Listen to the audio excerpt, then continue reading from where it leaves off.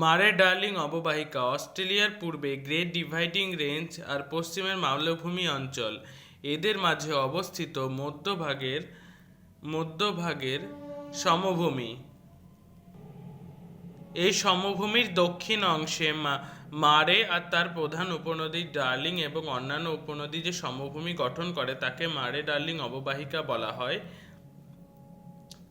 এই অঞ্চল অস্ট্রেলিয়ার সবচেয়ে সমৃদ্ধ ঘনবসতিপূর্ণ উন্নত অঞ্চল, কৃষি ও পশুপালন জন্য বিখ্যাত। সীমা ও আয়তন এই অঞ্চলটি প্রায় 24 ডিগ্রি দক্ষিণ অক্ষাংশ থেকে 39 ডিগ্রি দক্ষিণ অক্ষাংশ এবং 138 ডিগ্রি পূর্ব দ্রাঘিমা থেকে 149 পূর্ব দ্রাঘিমার মধ্যে বিস্তৃত।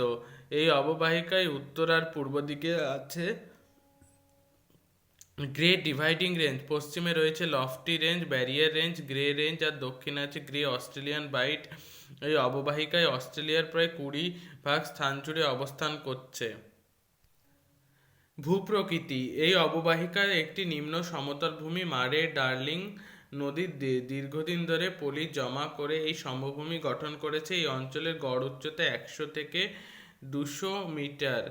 এই অববাহিকা মধ্যভাগ থেকে ক্রমশ পশ্চিমে ও পূর্ব দিকে উঁচু হয়ে গেছে। নদ নদী এই অববাহিকায় প্রধান নদী হলো মারে ডার্লিং। ডার্লিং হলো মারের উপনদী। মারের উৎপত্তি হয়েছে অস্ট্রেলিয়ার আল্পস থেকে আর ডার্লিং এর সৃষ্টি হয়েছে নিউ ইংল্যান্ড রেঞ্জ থেকে। এই দুটি ওয়েন্টওয়ার্থ শহরের কাছে মিলিত হয়েছে। এরপর এই মিলিত প্রবাহ দক্ষিণ পশ্চিমে প্রবাহিত হয়ে এনকাউন্টের উপসাগরে পড়েছে। জলবায়ু এই অববাহিকায় জলবায়ু মূলত নাতিশীতোষ্ণ প্রকৃতির। গ্রীষ্মকাল ও শীতকালে গড় তাপমাত্রা থাকে যথাক্রমে 25 ডিগ্রি সেলসিয়াস এবং 10 ডিগ্রি সেলসিয়াস। গ্রেট ডিভাইডিং রেঞ্জের পশ্চিমে বৃষ্টিছায়া অঞ্চলে অবস্থিত বলে বৃষ্টিপাতের পরিমাণ কম, বছরে মাত্র 50 সেমি 75 সেমি। দক্ষিণে সমুদ্র উপকূলে ভূমধ্যসাগরীয় জলবায়ু দেখা যায়। স্বাভাবিক উদ্ভিদ নাতিশীতোষ্ণ জলবায়ু কম বৃষ্টিপাতের জন্য এখানে তৃণভূমির সৃষ্টি হয়েছে যা ডাউনস নামে পরিচিত। কয়েকটি স্থানে ওক, ম্যাপেল, পপলার প্রভৃতি পর্ণমোচী গাছ দেখা যায়।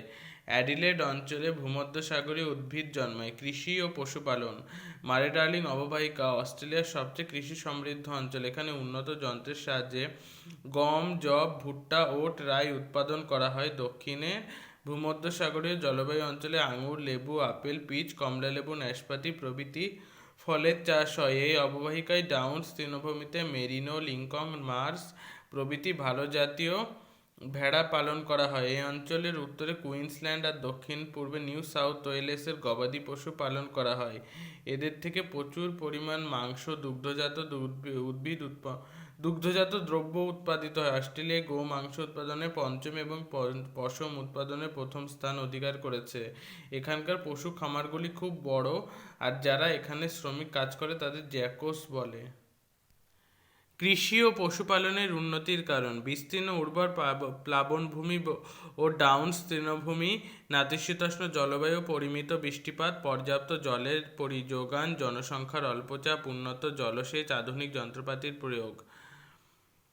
খনিজ সম্পদ এখানে খনিজ সম্পদ সেভাবে পাওয়া যায় না। অববাহিকায় প্রান্তবর্তী অঞ্চলে সোনা, রূপা, তামা, সীসা, ব্রোকেন হিলে রূপা, তামা আর কোবারে তামা উত্তোলিত হয়। ব্রোকেন হিলকে রূপোর শহর বলা হয়। অ্যাডিলেড অঞ্চলের সামান্য কয়লা পাওয়া যায়। শিল্প খনিজ সম্পদের অভাবে এখানে ধাতব শিল্পের সেভাবে বিকাশ ঘটেনি।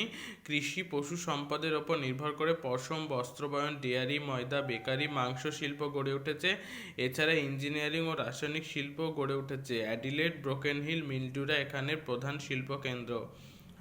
জনবসতি ও শহর এই অঞ্চল কিছুটা ঘনবসতিপূর্ণ, তবে জনসংখ্যার বেশিরভাগ বাস করে উপকূলবর্তী অঞ্চলে। অ্যাডিলেড এই অববাহিকার প্রধান শহর ও বাণিজ্য কেন্দ্র। ব্রোকেন হিল, মিলডুরা অন্যান্য উল্লেখযোগ্য শহর।